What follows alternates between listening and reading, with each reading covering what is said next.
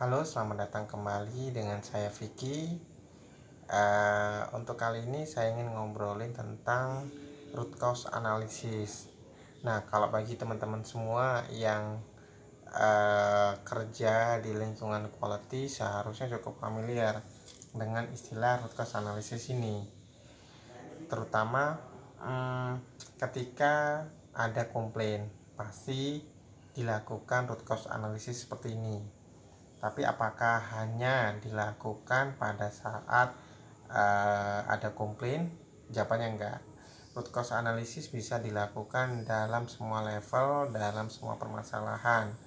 Karena prinsipnya adalah menganalisa suatu permasalahan agar didapatkan inti dari pokok permasalahan tersebut. Jadi mau di finance, manajemen, produksi, logistik, apapun itu, nggak hanya di quality, bisa dilakukan root cause analysis. Nah, sebelum tahu apa itu root cause analysis, saya ingin membuat sebuah analogi pengandaian. Jadi misalnya ini saya dari sedotan ini saya andaikan sebuah batang pohon, yang bagian paling atas merupakan batang, yang paling bawah merupakan akar. Nah, apa yang terjadi kalau misalnya batangnya saya potong? Tumbuh atau enggak? Selanjutnya, berapa hari atau berapa bulan? Jawabannya pasti akan tumbuh lagi. Seberapapun pendek saya potong, pada akhirnya akan tumbuh lagi. Karena apa? Karena tidak menyentuh akarnya sama sekali. Nah, beda hal kalau misalnya ini akarnya saya potong seperti ini.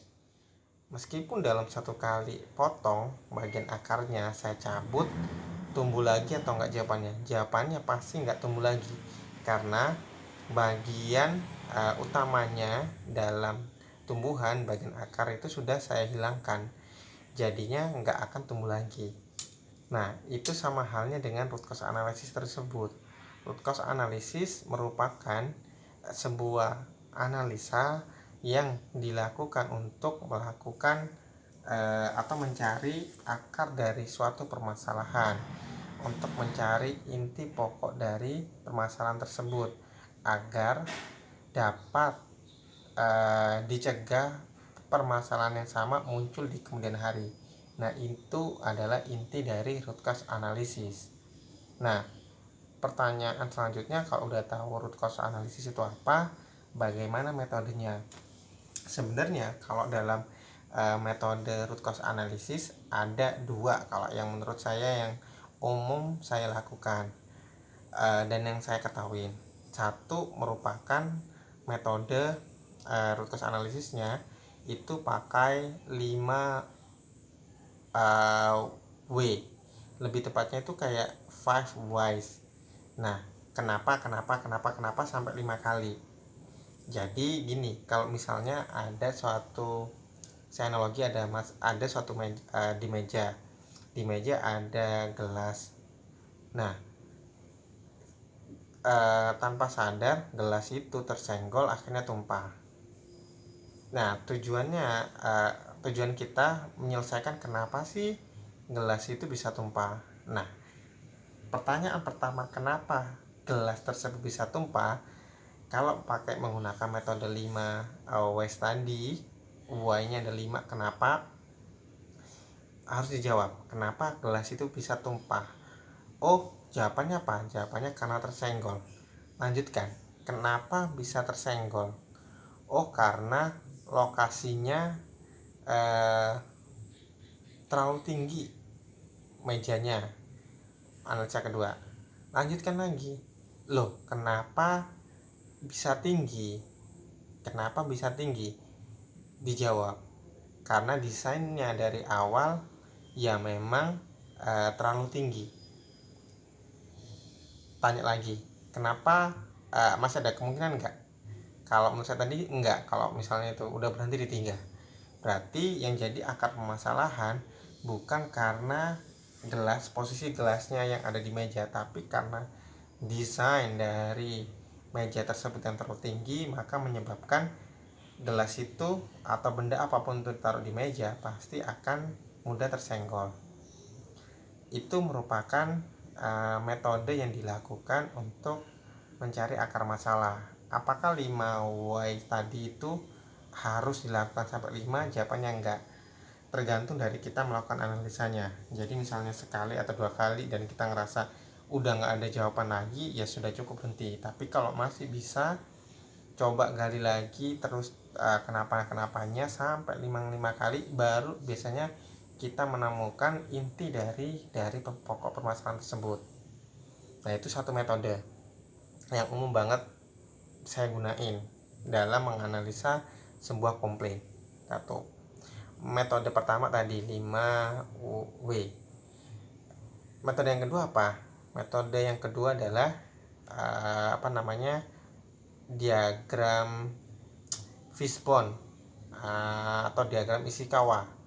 Nah, itu kan kayak, kalau teman-teman semua ada diagram Ishikawa itu lebih ke rangka ikan. Jadi bagian kepala kemudian terdiri dari duri. Nah, gitu.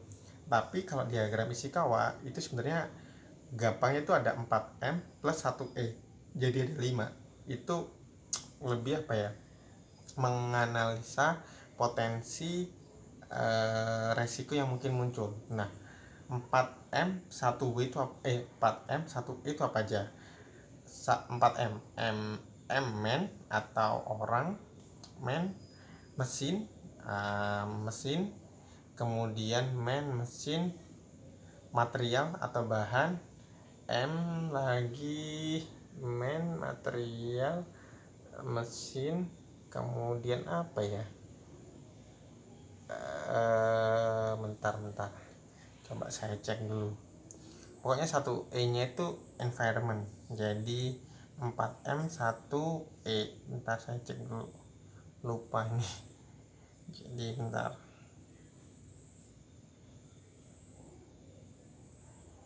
maklum ini agak lupa inget nih. 4M 1E. Bentar, kemarin saya nulis sih di situ. 4M. Oh, metode. Man, mesin, material, method atau metode, dan 1E environment.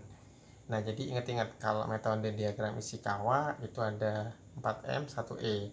Nah, dari masing-masing grup tadi itu dicek potensial penyebabnya. Jadi main ini kenapa, SOP nggak jelas atau apa, bahannya seperti apa, metode pengecekannya udah benar atau belum, mesin apakah ada kerusakan, environment suhunya sudah tepat atau belum. Nah, semua itu dianalisa sampai nanti satu titik kita ngerucut, ini loh ternyata akar dari masalah tersebut. Nah, itu tadi metode analisisnya. Nah, outputnya apa? Outputnya kalau dari root cause analysis, outputnya adalah kita dapat menentukan tindakan preventive actionnya atau tindakan pencegahannya. Berdasarkan apa? Berdasarkan dari root cause analysis tersebut. Jadi kita susun tindakan preventifnya, pencegahannya seperti apa. Simpelnya apa? Simpelnya adalah ngejawab dari akar masalah yang tadi. Kalau misalnya tadi kita balik flashback ke gelas tadi, karena desainnya terlalu tinggi, berarti preventifnya apa? Berarti kita menetapkan merubah desain ke meja yang lebih affordable, terjangkau tapi nggak terlalu tinggi. Nah, itu preventive actionnya, dengan harapan jika mejanya sudah direkonstruksi maka tidak ada lagi kejadian gelas tumpah. Nah, itu merupakan root cause analysis termasuk metodenya. Mungkin itu aja yang bisa saya share untuk episode kali ini. Mudah-mudahan bermanfaat. Kalau misalnya teman-teman ada yang tanya terkait root cause analisisnya, bisa tanya aja di kolom komentar. Kalau misalnya ada yang minta contoh, mungkin saya bisa share kalau saya bagaimana melakukan root cause analysis. Biasanya saya lakukan root cause analysis ketika ada komplain. Ketika saya menerima komplain, saya lakukan root cause analysis agar komplain tersebut nggak berulang di kemudian hari. Itu Itu aja, saya izin pamit. Terima kasih bagi semua yang sudah mendengarkan episode kali ini. Sampai jumpa di episode berikutnya. Bye bye.